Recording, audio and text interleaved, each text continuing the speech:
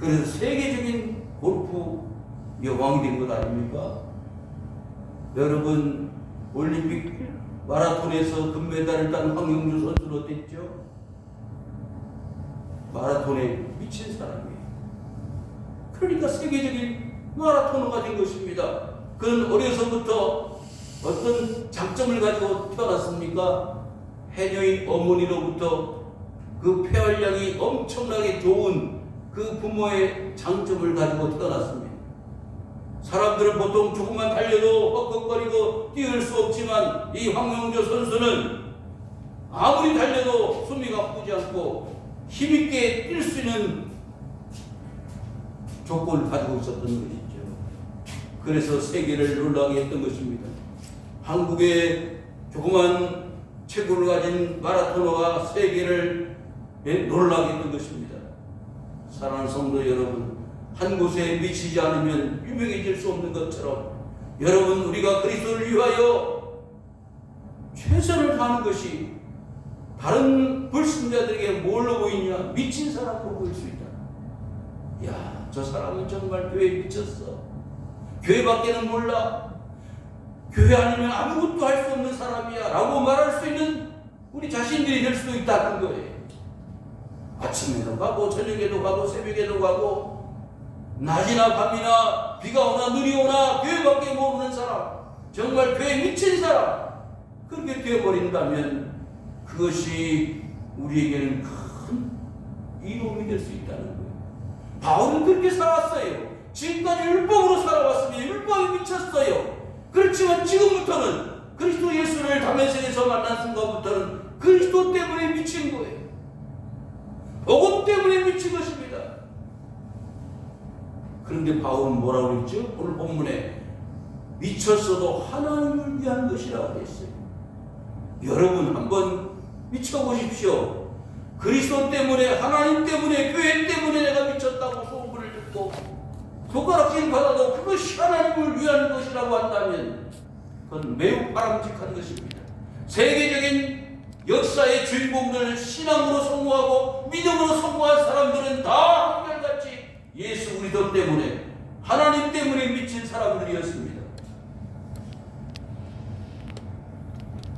허드슨 테일러라는 선교사가 있는데 중국 선교에 미쳤습니다. 그래서 아무도 예수를 믿지 않는 그 중국 땅에 처음 발을 붙였을 때 캄캄했습니다. 그러나 그가 가는 곳곳마다 복음을 전하고 그리스도를 전할 때 아무도 그리스도를 받아들이지 않고 믿지 않을 때 그는 온전히 하나님께 미친 사람으로서 그것에 굴복하지 아니하고 계속 복음을 전하니 오늘날 중국 선교에 큰 일획을 걷는 인물이 되었습니다. 사랑하는 성도 여러분, 이와 같이 놀라운 역사의 주인공들은 하나같이 미친 사람들이었습니다. 야곱은요, 어떻게 보면 하나님의 축복을 받기 위해서는 미친 짓도 할 수 있는 사람이라고 생각했던 사람이 바로 야곱 아닙니까? 여러분, 그의 형 에서는요, 당연히 마땅히 받을 수 있는 장자의 축복을 받을 수 있었습니다. 그런데 야곱은 그 장자의 축복을 받을 형에게서부터 자기 스스로 찾아있는 동생이 형 에서의 장자권을 빼앗아야 되겠다, 가져야 되겠다라는 어떻게 보면 일종의 미친 짓입니다. 정상적인 생각과 마인드를 가지고 있는 게 아니죠. 그러던 그 야곱에게는요, 그와 같은 미친 짓이고 형 에서로부터 미움을 당하고 죽일 만큼의 어떤 원인이 되었었어도 야곱은 그 하나님의 장자의 축복을 받고자 하는 열망이 결국에는 성공했습니다. 비록 20년 동안 삼촌 라반의 집에서 종살이를 하며 살았어도 하나님의 축복을 받아야 되겠다고 하는 그 열망이 그를 미치게 한 것입니다.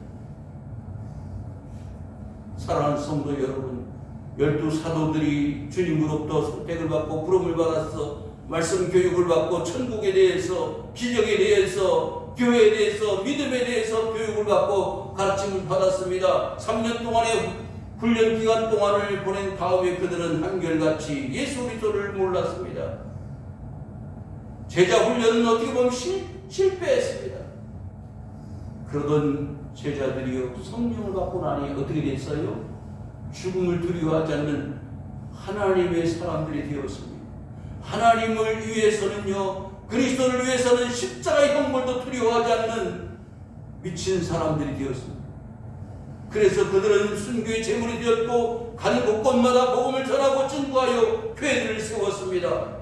여러분, 정신이 온전하여도 너희를 위한 것이고 미친 것이라도 하나님을 위한 것이라고 하는 이 사도 바울의 고백이야말로 초대교회의 모든 성도들을 살리는 원동력이 되었습니다.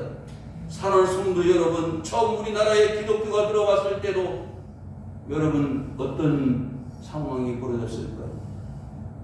마찬가지입니다. 대원군이 그렇게 기독교인들을 죽이고 핍박하고 세국 정책을 폈음에도 서민들을 중심으로 해서 복음이 증거되어지고 갓을 쓰고 독보를 입은 서양 선교사들이 죽음을 두려워하지 않고 순교를 나가면서 복음을 증거했을 때 이 나라의 민족은 살 길이 열려지게 된 것입니다. 14절, 그리스도의 사랑이 우리를 강권하시는도다. 우리가 생각하건대 한 사람이 모든 사람을 대신하여 죽었은즉 모든 사람이 죽은 것이라고 했습니다. 여러분, 우리를 강권하시는도다. 힘있게 끌어당기는 것입니다. 하나님이 나 자신을 살려내시기 위해서 힘있게 나를 끌어당겨 구원의 길로 가게 만드신 것입니다. 우리나라 대한민국을 하나님은 강권하셨습니다. 그래서 우리를 이끌어내셔서 불교, 유교, 각가지 미신, 미풍양속이라고 말하는 모든 각가지 우상 숭배에서부터 우리나라 대한민국을 이끌어내셨습니다. 강권하셨습니다.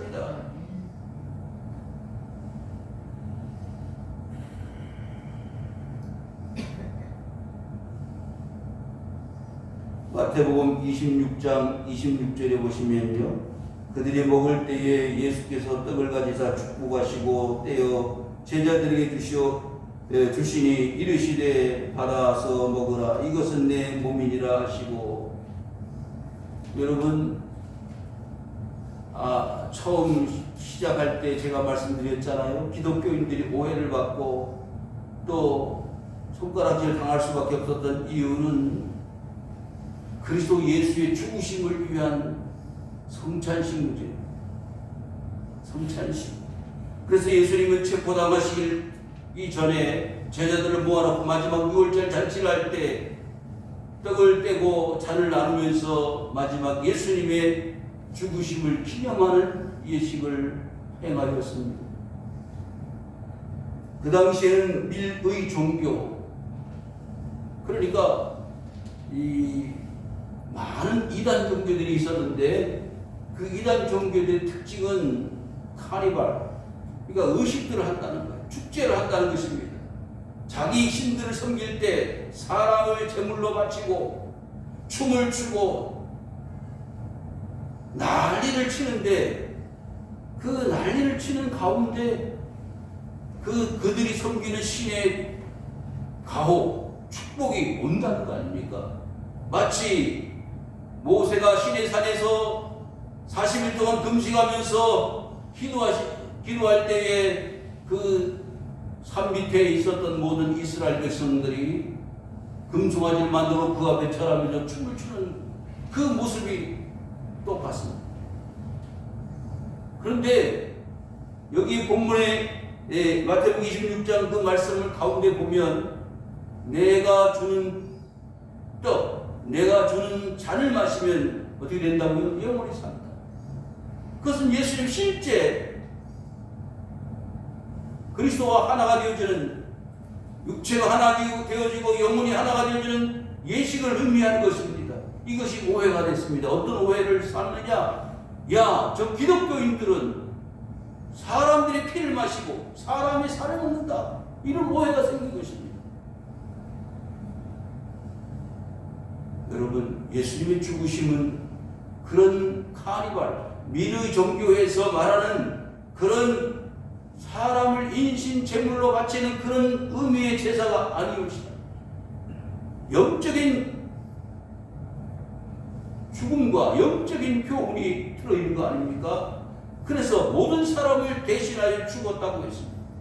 여러분, 사람은 왜 죽어야 되나요? 그 사람이 죽는다는 것은 사람의 수명이 있다는 것이고 그 수명이 제한되어 있는 것 아닙니까? 그것은 하나님께서 우리 인간들에게 처음 창조하실 때 계획하셨던 바 아니옵시다. 뭐 때문입니까? 사람이 하나님의 말씀을 불순종하여 그 불순종한 결과 죄로 말미암아 우리에게 사망이 왔다는 것입니다. 그래서 사망이 온 우리 인간들을 다시 살리기 위해서는 대신 예수님이 죽으시고 다시 살아가신 것처럼 우리 인간들도 죽음에서 다시 살아갈 수 있는 가능성을 우리에게 보여주시기 위해서 대신하여 죽으신 것입니다. 예수님은 죄가 없습니다. 예수님은 아무런 십자가에 달리실 만한 이유가 없는 하나님이십니다. 그럼에도 불구하고 왜 예수님이 십자가에 달리시고 죽으셨느냐? 그것은 인간이 그렇게 죽어야 한다는 거예요. 뭐 때문에? 죄 때문에. 15절 하반절에 보니까 이를 위하여 살게 하려 함이라. 그러니까 이제 지금까지 나 자신을 위해 살아왔어요. 내 육신만을 위해 살아왔습니다. 내가 배부르고 내가 행복하고 내 자식들, 내 식구들은 행복하고 즐거워야 돼. 그렇게 가족, 자신, 육신의 삶만을 위해서 살아왔다면 바울이 고백했던 것처럼 내가 이제 그리스도만을 위하여 살겠노라 작정하고 계획하는 것처럼 예수님이 대신 나를 위해 죽으셨다는 사실을 깨닫고 그것을 받아들이고 믿는 사람들은 이제는 예수님을 위해서 사는 삶으로 살아야 된다는 것입니다.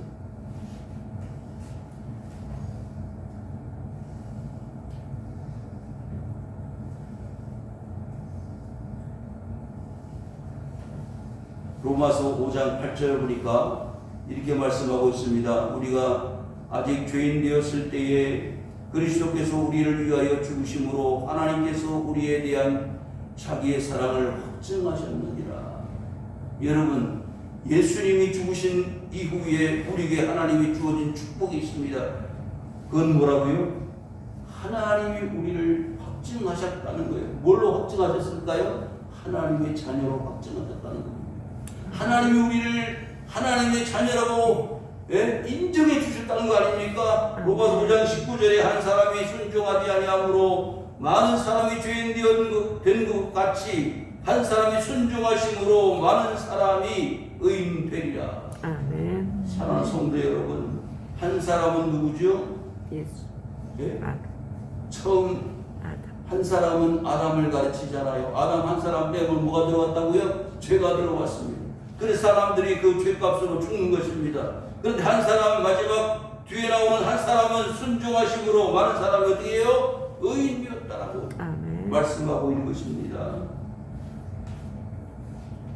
로마서 6장 11절에 이와 같이 너희도 너희 자신을 죄에 대하여는 죽은 자요 그리스도 예수 안에서 하나님께 대하여는 살아있는 자로 여길지니라. 아멘. 사랑하는 성도 여러분, 우리 세상에 대해서 어떻게 된다고요? 죽었다.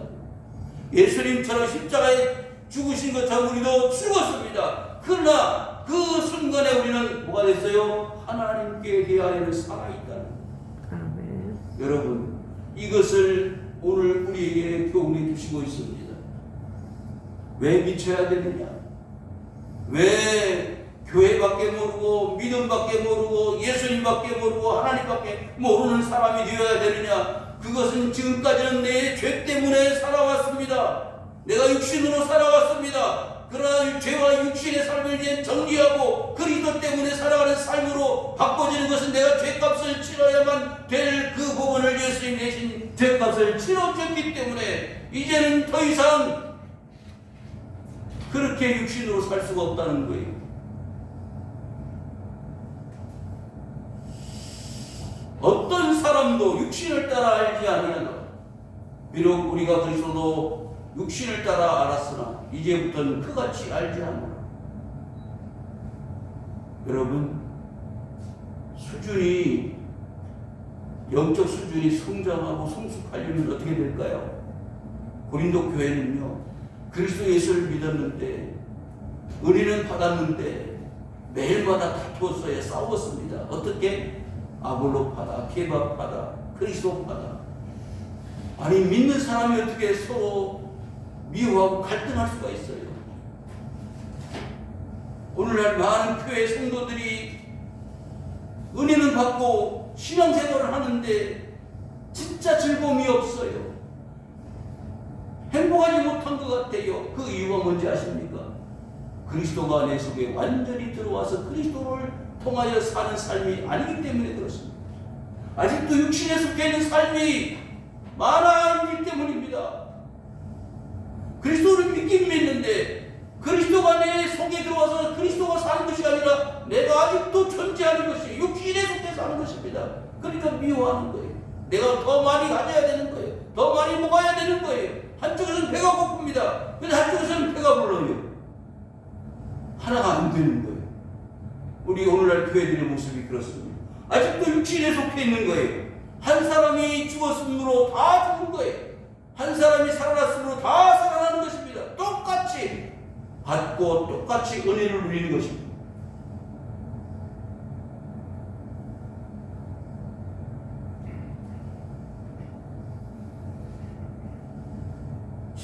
다 같이 한 목소리로 합독하시겠습니다. 시작. 그런즉 누구든지 그리스도 안에 있으면 새로운 피조물이라. 이전 것은 지나갔으니 보라 새 것이 되었도다. 아멘. 여러분 여기서 말하는 새 것이라는 말은요 육체적인 게 아니에요. 육신적인 게 아니고 하나님의 나라 영적인 것을 말합니다. 하나님의 사람이 되었다면 그리스도의 사람이 되었다면 이제는 육체를 위해서 사는 게 아니에요. 뭘 위해서 살아야 된다? 우리 속에는 영혼을 위해서 살아야 된다는 거예요. 여러분 사람은 뭘로 만들어져 있죠? 육체와 영혼으로 만들어져 있습니다. 육체는 언젠가는 다 부패하고 썩어져 흙으로 돌아갈 것입니다. 그 흙으로 돌아갈 육체를 위해서 사는 사람은 참으로 안타깝고 부끄러운 삶이에요. 그 육체 속에 담겨져 있는 하나님의 영혼이 가치가 있고 그 영혼을 위해서 사는 사람은 성숙한 사람이에요. 그래서 뭐라고 그랬어요? 그 영혼을 따라 사는 사람이 어떤 사람이라고요? 새로운 피조물로서의 삶이에요. 지금까지는 흙으로 지어진 육체로 만들어진 존재의 목적을 가지고 살아왔지만 피조물은 피조물인데 하나님께로부터 만들어진 피조물이 어떤 피조물? 새로운 피조물. 육체는 가지고 있으나 내 육체 속에 하나님의 영혼을 가지고 있다는 존재로 같이 있다는 사실을 알고 사는 삶. 그게 바로 새로운 피조물이에요. 바울이 말하는 것이 내 질그릇 속에 내 이 흙으로 지어진 이 집 내 육체 속에 뭘 가지고 있다고요? 그리스도의 보물을 가지고 있다고 했어요. 그리스도의 보물이 내 속에 있는 거예요. 그렇기 때문에 지금까지는 가치 없는 삶으로 살아왔지만 앞으로는 이 질그릇 속에 있는 영혼을 위해서 살기 때문에 가치가 있는 삶이 천국의 힘인권을 가지고 사는 것이다. 여러분 깨달을 수 있기를 바랍니다. 아멘. 이전 것은 지나갔습니다. 아멘. 육체를 살다가 육체로 죽어지는 인생이 아닌 영혼의 세계를 바라보고 사는 새것의 삶이 될 수 있기를 바랍니다. 그러기 위해서는요 깨달음이 있어야 돼요. 무슨 깨달음이냐? 많은 불신자들로부터 멸시를 당하고 손가락질을 받고 무시를 당하고 인정을 받지 못한다 할지라도 그것이 그리스도의 인으로서 마땅히 당할 바라면 기꺼이 그것을 참아내고 인내하고 견뎌내는 것입니다.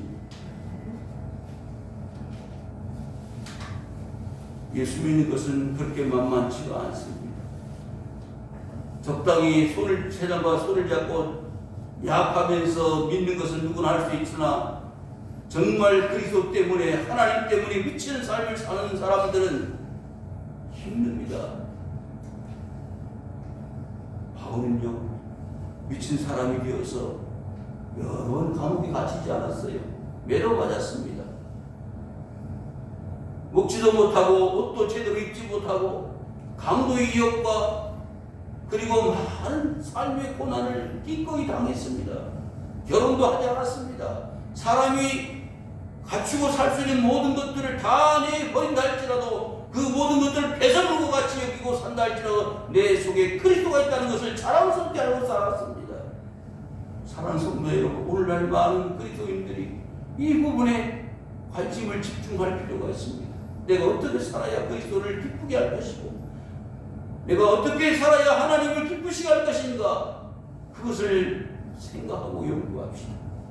이제 2022년도가 얼마 남지 않았는데 한 해 동안 내가 너무나도 하나님 앞에 부끄럽고 창피하게 살았다. 그리스도 때문에 산 것이 아니고 나 육신을 위해서 살았다. 이제부터라도 육체를 위해서, 육신을 위해서 사는 것이 아니라 영혼을 위해서 사는 새로운 비전으로서의 삶을 살겠노라 다짐하고 결심할 수 있기를 바랍니다. 하나님은요 그것을 기대하고 있습니다. 1년 동안이 그냥 지나가고 무의미하게 가치없이 지나가는 삶이 아니라 내 속에 하나님의 영혼, 하나님의 모양, 하나님의 이미지가 들어있으면 그 영혼의 가치를 위해서 사는 삶으로 살기를 하나님 바라시고 있습니다. 언제나 젖을 먹고 언제나 고기를 먹고 든든한 음식을 먹고 살기는 수준이 항상 어린아이같이 장성한 분량에 이르지 못하고 인큐베이터 안에 들어가 있는 미성수가 아이처럼 살아간다면 얼마나 하나님이 안타까우시겠습니까? 여러분, 이제 성수할 수 있기를 바랍니다. 주님을 위해서 내가 무엇이라도 내려놓고 포기하고 양보할 수 있고, 주님을 위해서라면 내 죽음도 아까워하지 않고 내 생명도 아까워하지 않고 주님을 위해서 헌신할 수 있는 삶으로 살아갈 수 있기를 바랍니다. 그것을 하나님은 기대하시는 것입니다. 사도 바울은 고린도 교회 성도들을 향하여 그래서 새로운 삶으로 변화되기를 간절히 소망했던 것입니다. 은혜는 받았어요. 그리스도인이라고 하는 이름은 가지고 있습니다. 그럼에도 불구하고 아직도 미성숙한 사람, 육체로 사는 사람의 삶에 대해서 경고하며 새로운 피조물로서 하나님만 바라고 사는 삶으로 살아가기를 간절히 소망하고 있습니다.